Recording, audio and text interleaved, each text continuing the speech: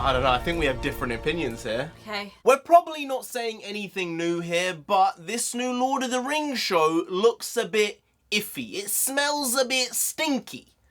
Yeah, that's one way of putting it. That's a really polite way of putting it. There you go. I think the more appropriate way, the more straightforward way would be, it's not looking good. Okay. You know, in fact, I think a lot of fans are angered by this already. Some part of me is like, I don't want to watch this main teaser that's 2.5 minutes long. But I kind of want to watch it crash and burn. No, you know what? I think I'm almost to the point where my expectations are so low that I actually think this show might supersede what I think it's going to be. Because the bar is like underground. The bar should be 9 out of 10. But the bar right now is 3. Yeah. So because of that, this might be pretty good. I doubt it, but it's possible. Hey, NarendraTheComic here. NONSENSEI. Yeah, so right now we're going to be reacting to this main teaser, the main squeeze of Lord of the Rings. The Rings of Power. Now, something just came out about this show, and that was the fact that apparently the showrunners fired one of the Tolkien scholars from set because he was supposedly saying, "You're fucking this up." To them, every single week at the meetings, he was saying, "You are diluting and polluting the lore. Stop it. You're ruining this." And they got rid of him. And they fired him. He said Amazon is hiding their sins and that this Lord of the Rings series has nudity and lascivious sexuality. You know, I don't know that first word, but sexuality, I'm gonna guess it's very, like, lustful. Is that Lord of the Greedy? Rings? Is that Lord of the Rings? Does that No. fit? I don't know. They're really trying to make a Game of Thrones here. That's but what they're why? doing. You have Game of Thrones and you have Lord of the Rings. They aren't the same thing. I'm gonna make a prediction here. Go on. I think a lot of people might watch 1 episode, 2, heck, they might even get to the end of the season, and they're gonna come out of it thinking, you know what, Peter Jackson, I love you. They're gonna come out. Even The Hobbit, you know what? Yeah. Well done. Honestly. Even The Hobbit. Because the first Hobbit movie, An Unexpected Journey, was actually solid. Yeah. The second one was okay and the third one was a shit show. But I think in retrospect, I think you're right. People are going to say, "Peter, please, just come back. Come back. I know that they didn't want you this time, but we believe in you. Please do it one last time. Just save this because this boat is sinking and I don't want the boat to sink." No. It's one of the last bastions of cultural creativity and hope. And it seems like it's going down the pan. But let's get to this teaser anyway. As I said, expectations very low. So colour me surprised. Let's get to it. Let's go. There was a time when the world was so young. All right, that's Gladriel. There had not yet been a sunrise. But even then, there was light.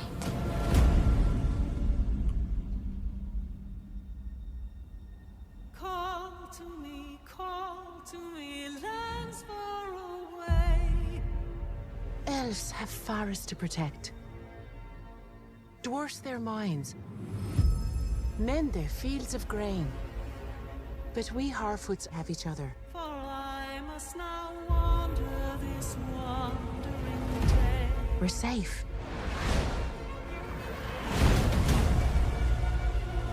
You have fought long enough, Galadriel. Put up your sword. The enemy is still out there. The question now is where? It is over. You have not seen what I've seen. I have seen my share. You have not seen what I have seen. All right, riding into Gondor. Darkness will march over the face of the earth. It will be the end, not just of our people, but all peoples. I am sorry, but their time has come. The past is with us all. The past is dead. We either move forward or we die with it. could be the beginning of a new era.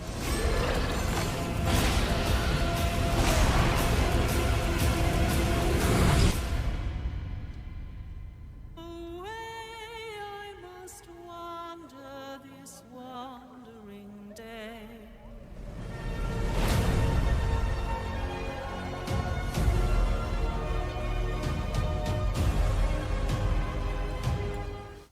I don't know. I think we have different opinions here. Okay. I think we have different opinions. Okay, I'll start with This is great.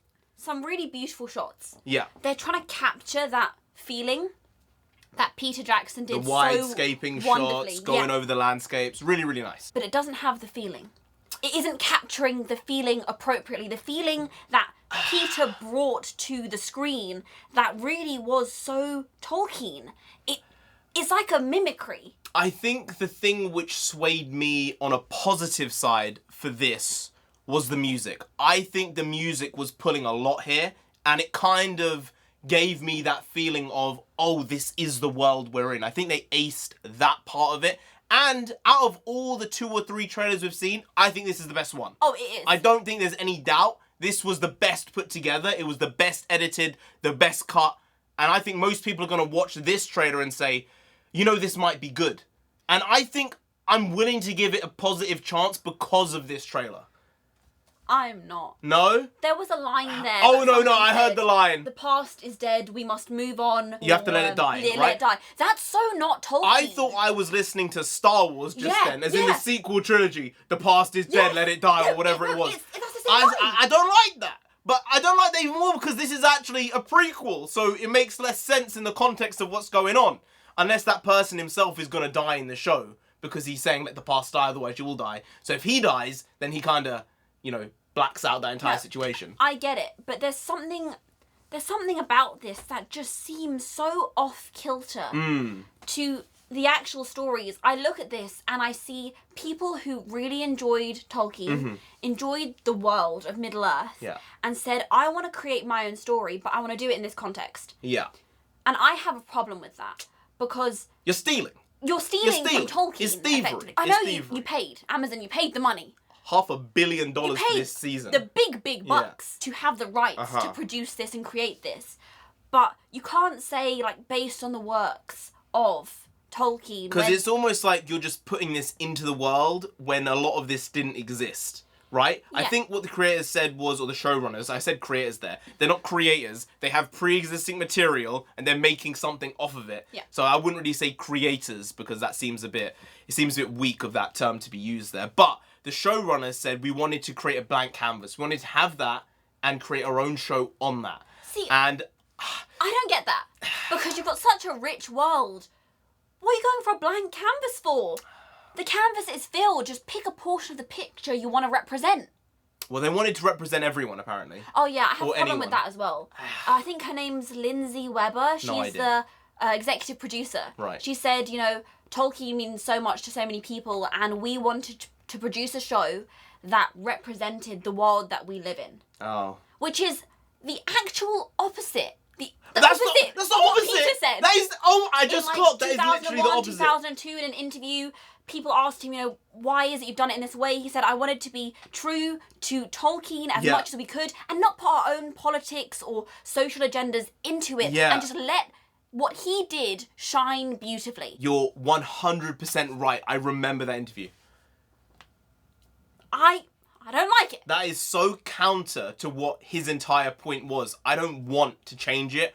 I want to let it breathe and let it be what it is.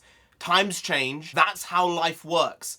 But when you try and retroactively fit stuff in, then you get into a point of, why weren't there any black elves or black dwarves in Lord of the Rings and The Hobbit?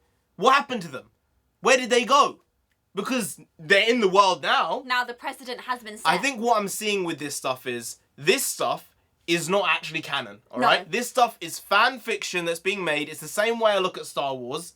It's not Star Wars canon. It's not George Lucas. It's not Dave Filoni the way he wanted it to be made all those years ago.